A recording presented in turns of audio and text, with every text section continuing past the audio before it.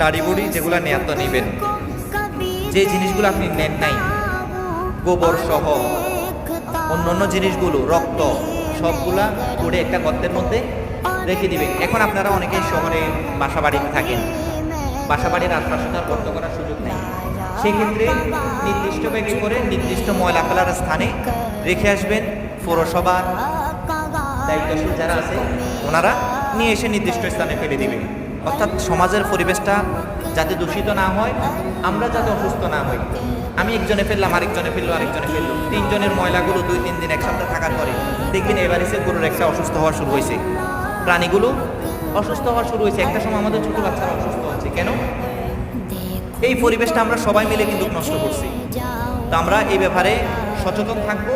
আমাদের গরু বলি, ছাগল বলি, যেই প্রাণীটা দিয়ে কোরবানি করি, ওই প্রাণীর বর্জ্যগুলো আমরা নির্দিষ্ট স্থানে